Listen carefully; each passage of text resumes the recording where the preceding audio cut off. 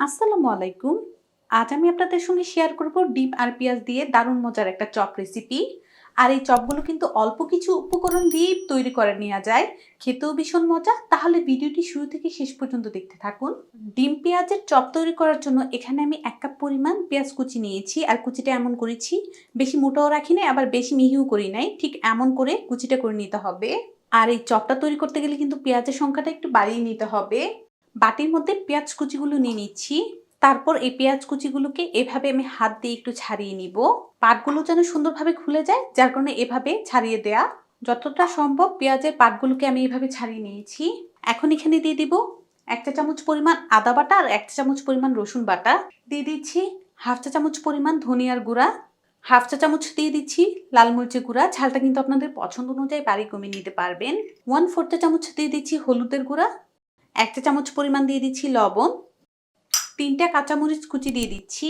আর কিছু ধনিয়া পাতা কুচি করে রেখে দিয়েছিলাম, এগুলোও নিয়ে নিব। সাথে দিয়ে দিব 1/4 কাপ বেসন।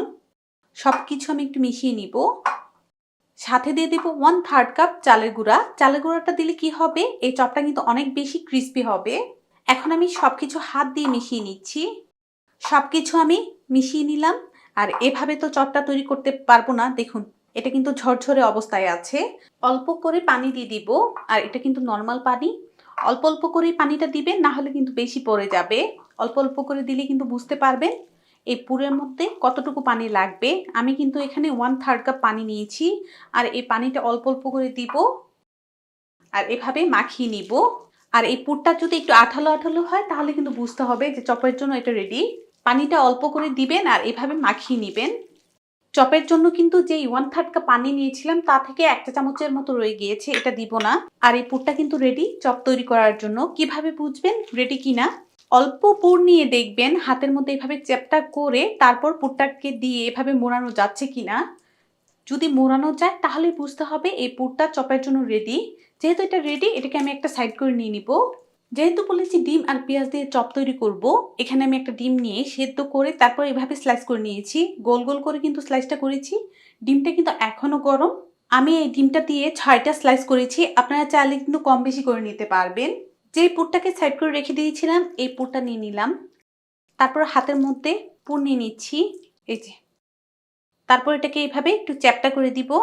দেখুন অনেকটাই কিন্তু চ্যাপ্টা করে নিলাম। এখানে একটু ধৈর্য নিয়ে এই কাজটা করবেন। যেহেতু ডিম দিচ্ছি আমরা এই চপের মধ্যে, ভালো করে যদি কাভারটা না করতে পারি ভাজার সময় কিন্তু ফেটে তেলের মধ্যে শরীরে চলে আসতে পারে। তো ভালো করে এভাবে সিলটা করে নিতে হবে। আরও কিছুটা পুর আমি এখানে অ্যাড করে নিব। ডিমটাকে ভালো করে আমি কাভার করে নিব। বারবার করে বলে দিচ্ছি যেন ডিমটা এই পুরটা দিয়ে কাভার হয়ে যায়, না হলে কিন্তু যখনই তেলে দিবেন সবটুকু তেল কিন্তু ছিটে শরীরে চলে আসবে। তো কথা বলতে বলতে একটা বানিয়ে নিলাম। তো এইভাবে সবগুলো বানিয়ে রেডি করে নিব।